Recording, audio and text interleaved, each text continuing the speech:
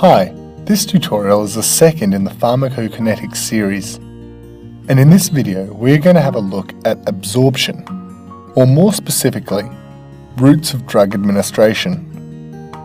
If you haven't seen the previous tutorial, I highly recommend watching it before continuing with this video, as we will use terminology which was introduced and defined in that tutorial. So I'm going to begin by drawing a very simplified body plan. And this body plan follows the flow of blood from the digestive system to the arterial circulation. So let's see how this happens. So blood flows from the gut to the liver via the hepatic portal system. Blood then flows from the liver back through the venous circulation and into the right side of the heart. The blood then flows through the pulmonary arteries to the lungs. Then from the lungs back to the left side of the heart, then out into the aorta and into the arterial circulation. What we are going to do is place drugs into different parts of this system and measure their concentration in the arterial circulation over a period of time. So I'll draw a set of axes, and on the y-axis we have blood concentration of drug, and on the x-axis we have time. We'll begin with the most common route of drug administration, which is orally. These drugs move through the digestive system and get absorbed by the gut. Then they move through this whole system, that is, the liver, the venous circulation, the heart, the lungs, back to the heart, and then to the arterial circulation. This takes quite some time. So what we see is a slow rise in the blood concentration and then a slow fall.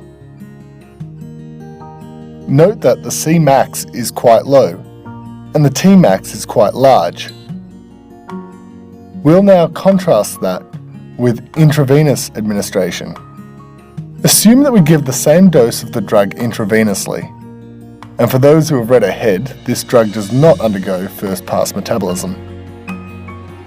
In intravenous or IV administration, the drug doesn't have quite such a long journey to reach the arterial circulation, as it only has to go to the heart, the lungs, back to the heart, and then to the arteries. This results in a quicker rise of drug concentration, which might look something like this on the graph. Note that the Cmax is larger and the Tmax is smaller, even though the dose was the same. This is because IV is a more direct route of administration than orally. Now contrast this with inhalation of a drug. Let's again assume that we have given the same dose of the drug as the last two examples, but this time we are giving it as an inhaled form. Many anesthetics are actually given this way. The drug now only has to go to the heart and then straight on to the arterial circulation. This means we will see the concentration of the drug shoot up very quickly.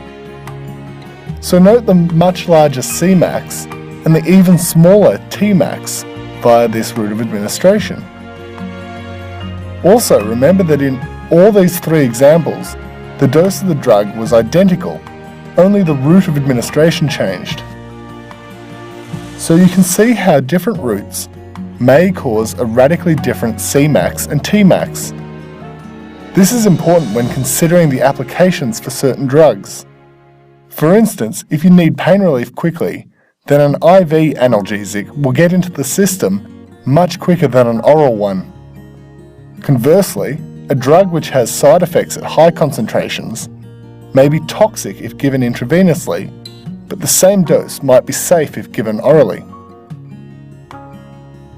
Now I have three more points I want to make. Firstly, note that the area under the curve is the same for all these routes of administration. This is because the amount of exposure to the drug, that is, the dose, is the same. Just some routes of administration spread the dose out over a greater length of time. Secondly, you might be wondering why the same drug is excreted at different rates. or more simply, why curve number 3 falls quicker than curve number 1. Without going into too much detail, I have chosen to show a drug that conforms to first-order kinetics. If you don't know what that means, it's okay. We'll cover all this in a later tutorial. But it basically means that the rate of excretion is proportional to the current concentration of the drug. If the concentration of the drug is high, then it will be excreted faster than if the concentration is low. Also, it's important to note that the half-life of the drug is the same regardless of the route of administration. This is because the half-life is a property of the drug, not the route. It will take the same amount of time for the drug to reach half of the Cmax orally as it will to reach half of the Cmax intravenously. This is because the Cmax is different for each route of administration, and the rate of excretion is proportional to the current concentration of the drug. In the next tutorial, we'll look at the metabolism of drugs. In particular, we'll look at the actions of cytochrome P450 in the liver.